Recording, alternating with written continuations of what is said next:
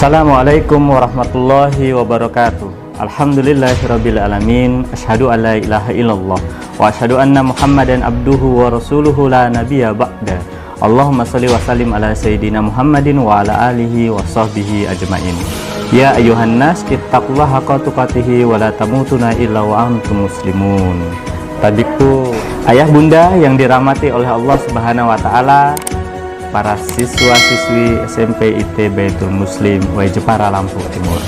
Alhamdulillah, pada hari ini kita dapat bertemu, dapat bersilaturahmi, dan mudah-mudahan dengan kondisi yang ada ini tidak mengurangi kebersamaan kita. Karena inilah yang kita bisa lakukan secara maksimal dengan mempergunakan segala fasilitas yang ada, tetapi kita dapat mengatasi kondisi-kondisi yang menjadikan kegiatan-kegiatan kita berbeda dengan tahun-tahun yang sebelumnya. Ada dua hal. Yang pertama adalah kita melatih kemandirian, dan yang kedua adalah bagaimana kita menjaga interaksi yang ada di dalam pondok ataupun di asrama. Itu juga untuk kesehatan kita. Alangkah mungkin bagi para ananda lelahnya untuk tetap harus berpikir, lelahnya untuk membaca Quran dimanapun kita, lelahnya untuk berusaha menghafalkan ayat-ayat Quran, lelahnya untuk belajar dengan maksimal. Maka insya Allah itu semua ada balasannya. Saya yakin Allah akan memberikan balasan yang luar biasa. Tentu yang pertama kepada orang tua, sebagai orang yang menitipkan, yang memberikan kepercayaan kepada lembaga ini. Insya Allah Allah akan memberikan balasan yang sebaik-baiknya. Dan kepada ananda, insya Allah ini adalah pembelajaran dalam hidup kita, dan insya Allah ini juga akan mendapatkan balasan yang terbaik. Dan insya Allah kedepannya kita berharap bahwa apa yang kita lakukan ini adalah jalan terbaik dalam kehidupan kita. Para orang tua mendapatkan anak yang soleh dan soleha, yang mendapatkan anak yang insya Allah akan memberikan kebahagiaan dunia dan akhirat, dan itulah keinginan yang utama. Kemudian para ananda akan menjadi orang-orang yang sukses, orang-orang yang mulia dalam kehidupan di dunia, dan keselamatan kebahagiaan di akhirat. Kita berharap itu semua dapat terjadi. Butuh dukungan dari semuanya, butuh doa-doa dan keikhlasan dari ayah bunda, butuh keikhlasan dan pengorbanan dari para ananda untuk terus belajar, tolabul ilmi dan sebagainya. Mudah-mudahan ini semua dapat mengantarkan kita ke dalam kebaikan-kebaikan kita. Dan saya berharap kita, lembaga, ustadz-ustazah dan semuanya dapat bekerja sama dengan sebaik-baiknya. Insya Allah demikian yang dapat disampaikan. Billahi taufiq wal hidayah. Assalamualaikum warahmatullahi wabarakatuh. Assalamualaikum warahmatullahi wabarakatuh. Untuk memberikan penyuluhan dengan tema stop bullying, atau ngebully kalau bahasa kitanya. Sebelum mungkin meneruskan dari materi ini, mungkin akan diartikan dulu pengertian dari ngebully atau bahasa kitanya sekarang yang lagi tren ini. Kalau pengertian ngebully, tindakan atau perbuatan kelompok atau perorangan yang menyakiti orang lain atau kelompok kecil yang dilakukan terus menerus dengan tujuan untuk menyakiti. Jadi adik-adik sekalian, kita tahu di sekolahan mulai dari SD maupun SMP, SMA, dan ini mulai ada grup-grupan di antara kalian. Jadi mungkin karena sama-sama dari SD ini atau dari madrasah ibtidaiyah ini, jadi menggrup, sehingga adik-adik tidak disadari perbuatan-perbuatan yang kadang-kadang istilahnya kita untuk bersahabat bagus secara ini kadang-kadang adalah salah, ada yang menyalahgunakan. Dengan adanya kelompok atau keadaan kita yang kuat, kadang-kadang kita istilahnya menyakiti orang lain, menyakiti kelompok lain, atau menindas kelompok lain. Nah, maka dengan ini, dengan Mudah-mudahan dengan adanya materi ini bisa menyetop kekerasan terhadap anak-anak di sekolah. Saya mungkin sekian, kurang lebihnya saya mohon maaf atas mungkin kata-kata yang kurang berkenan di adik-adik dan bapak-bapak yang ada di rumah. Akhirul kalam, wassalamualaikum warahmatullahi wabarakatuh. Assalamualaikum warahmatullahi wabarakatuh. Yang saya hormati Kepala Sekolah maupun Dewan Guru dari Sekolah SMP GM. Yang saya hormati mungkin ada orang tua, wali murid, kemudian adik-adik,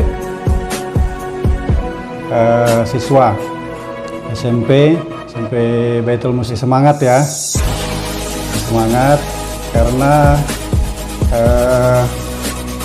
baru mau masuk sekolah, di sekolahan baru, gedung baru, guru-gurunya baru, ya, wali kelasnya baru. Nah, berarti harus tambah semangat, jadi kita harus kuat imun, ya, harus kuat imun, karena sudah dengar kan, sudah tahu lagi banyak COVID, lagi banyak virus corona, ya. Sehubungan dengan itu juga, makanya sekolahnya daring dulu, ya. Nah, kita berdoa sama-sama, semoga kita semua sehat, keluarga sehat, guru-guru kita sehat, kemudian Indonesia sehat, Lampung Timur sehat, sehingga kita bisa sekolah langsung tatap muka dengan para guru, ya, bisa ketemu langsung, sehingga belajarnya bisa lebih efektif. Bahas pagi ini tentang ngebully. Dalam agama kita juga tidak boleh menyakiti orang lain, ya, tidak boleh. Itu ada pasalnya, aturannya, dan dibuat secara bertubi-tubi. Rasakan bagaimana kalau kita dibully orang, mentang-mentang kita badannya kecil, dihina, disakiti, mentang-mentang badan kita cantik, ganteng, kaya, kita hina orang. Kita belum tahu, ya, belum tahu. Alhamdulillah kita bersyukur sama Allah, Tuhan Yang Maha Esa, bahwa kita dikasih rezeki sehat, dikasih nikmat sehat, dikasih rezeki lebih. Kita punya kendaraan roda 2, orang lain punya motor, ya syukuri aja itu. Jadi itu yang saya sampaikan tadi udah jelas ya, bahwa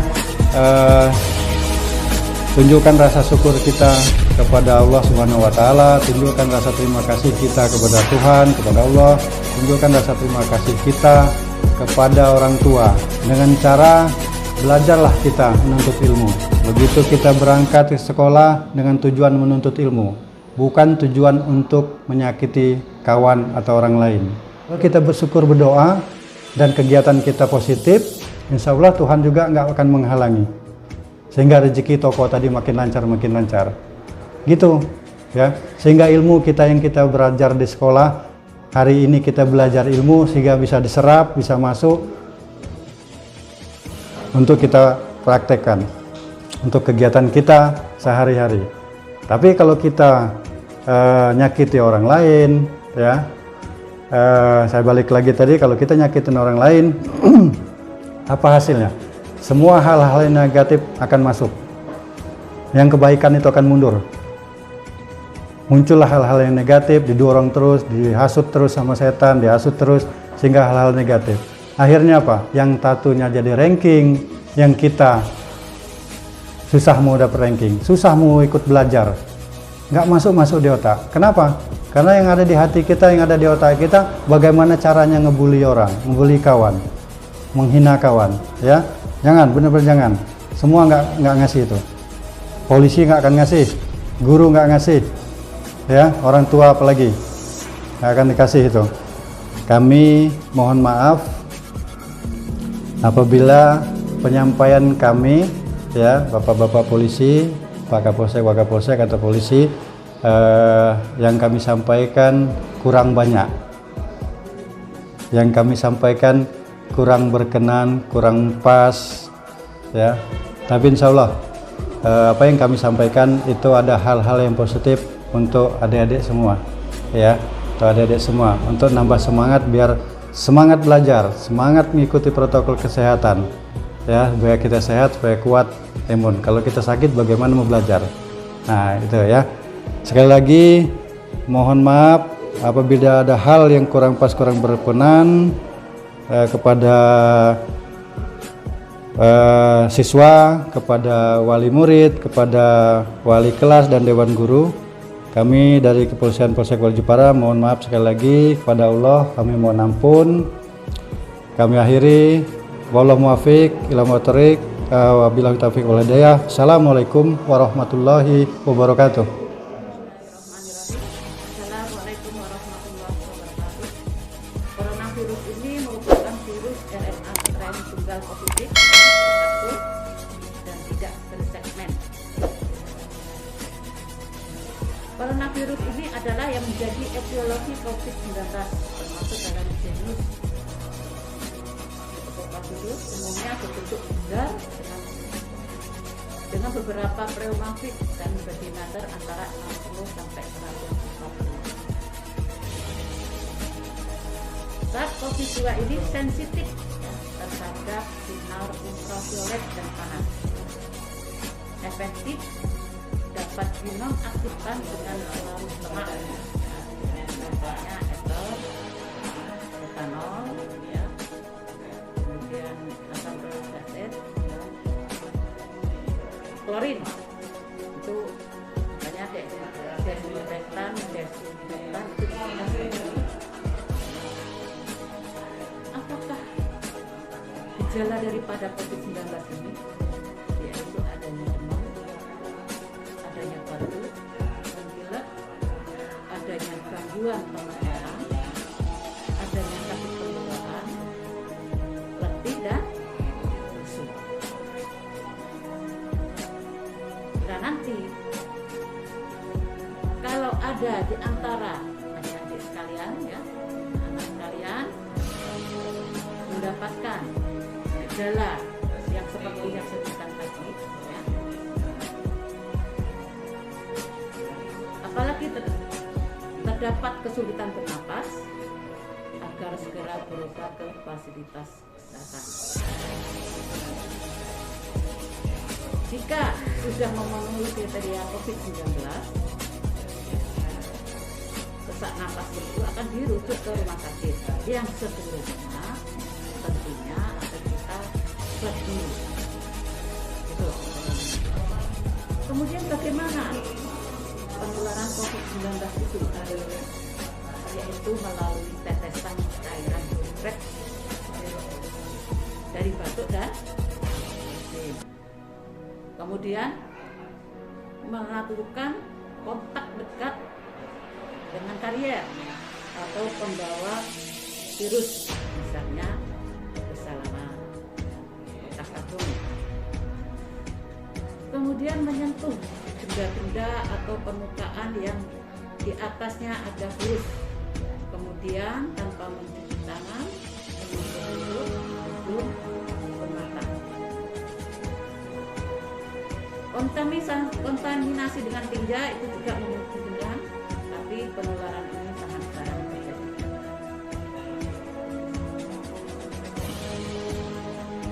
Apa itu coronavirus? Coronavirus adalah penyebab daripada COVID-19. Penyebab COVID-19 ini adalah virus yang tergolong dalam famili coronavirus. Bagaimana penularan COVID-19 ini? Masa inkubasinya rata-rata 5 sampai 6 hari. Dengan range antara 1 dan 14 hari, namun dapat mencapai 14 hari.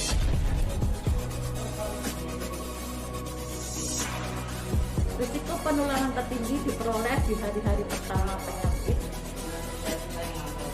disebabkan oleh konsentrasi virus pada sel-sel yang tinggi yang terinfeksi dapat langsung dapat menularkan sampai 48 jam sebelum onset gejala dan sampai dengan 14 hari setelah onset gejala.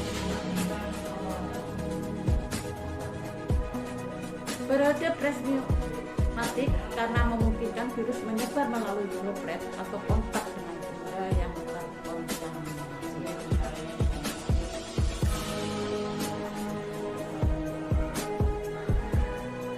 COVID-19 ini utamanya ditularkan dari orang yang bergejala ya, ke orang lain yang berada jarak dekat melalui droplet.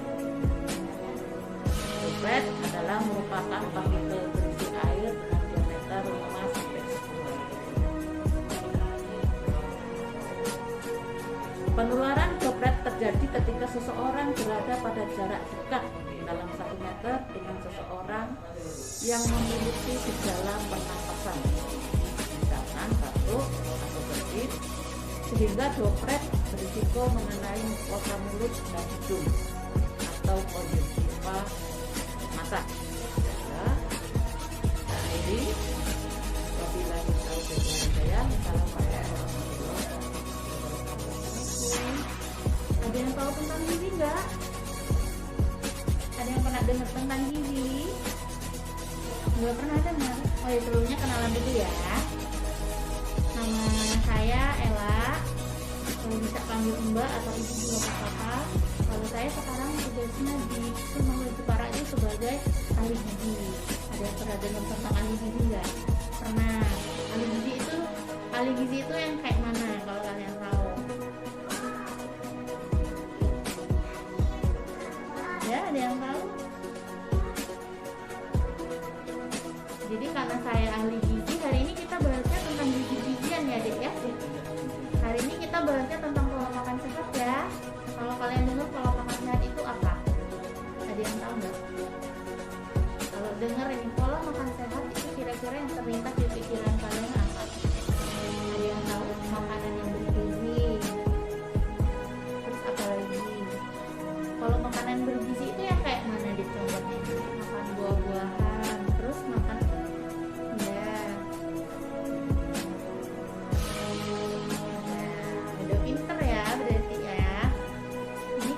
pengertian pola makan sehat itu adalah pengaturan makanan dengan mempertimbangkan asupan kandungan bergizi di dalamnya. Benar tadi seperti yang adik-adik sebutkan itu kandungan gizinya yang dilihat. Seperti kayak adik sebutin makanan siap saji. Itu makanan siap saji kira-kira gimana kandungan gizinya? Kurang baik. Kenapa kurang baik? Ada yang tahu alasannya? Kenapa? Saya ya. Kalau makanan siap saji itu kan biasanya seperti apa contohnya? Coba kasih satu contoh. Mie instan, burger. Kira-kira di dalam makanan siap saji itu ada tidak kandungan yang lengkap seperti karbohidrat, protein, lemaknya?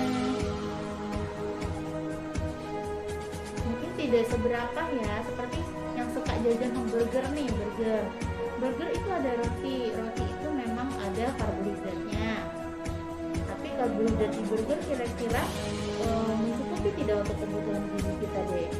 Tidak ya, kadang kan kalau untuk seumuran kalian makan burger satu udah kenyang, ya kan?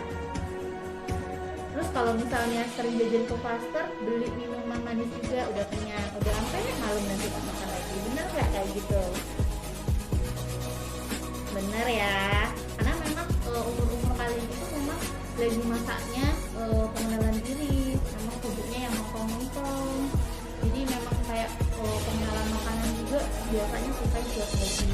Tapi ini hari ini kita belajar tentang makan sehat. Jadi nanti setelah belajar ini, yang biasa nanti jajan, biasa beli burger atau jajanan di luar bisa dikurangin atau dirobah ya pola makannya ya. Janji ya.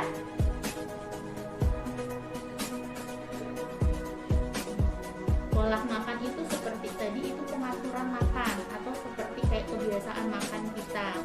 Kenapa pola makan sehat yang dibahas? Karena sekarang kan kita lagi mengalami namanya pandemi COVID-19. Salah satu yang paling penting untuk menjaga imun kita adalah makan makanan yang sehat, makan makanan yang bergizi.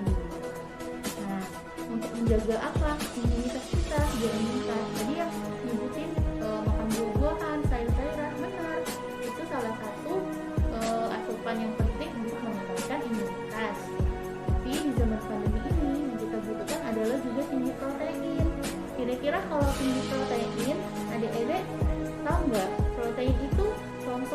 yang mengandung protein apa? Ada yang tahu? Ikan.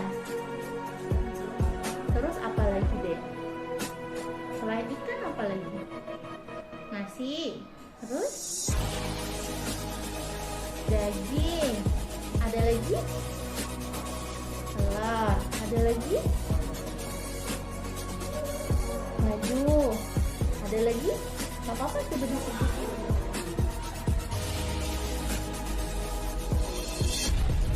Itu ya. Selai coklat, tempe. Ya, benar tadi yang disebutin beberapa. Ada yang memang sudah benar itu protein. Tapi ada beberapa yang disebutkan itu termasuk karbohidrat. Seperti tadi yang menyebutkan madu ya. Terus sama tadi apa, selai coklat. Kan itu madu itu kan glukosa. Kalau glukosa itu dia masuknya ke karbohidrat. Tapi kalau madu itu kalau di dalam juga itu udah masuk apa, asupan dan lain-lain. Karena kandungan di dalamnya itu memang sedikit. Kalau protein benar tadi disebutin daging, ikan, terus apa tadi, telur, ya benar. Telur ya benar. Terus ada tempe, tahu ya tadi disebutin, benar. Protein itu terbaginya dua ya dek ya, protein hewani sama protein nabati. Kalau tadi yang ada disebutin kayak daging, telur, terus ikan, ada ayam itu protein hewani. Itu yang tinggi nilai zat gizi dan itu sangat penting untuk pertumbuhan kita ya. Kalau yang tahu tempe tadi yang disebutin itu juga protein, tapi itu protein yang sifatnya protein nabati. Kadang kita nggak tahu bedanya nabati dan hewani. Kita bisa makan aja tapi kita nggak tahu bedanya.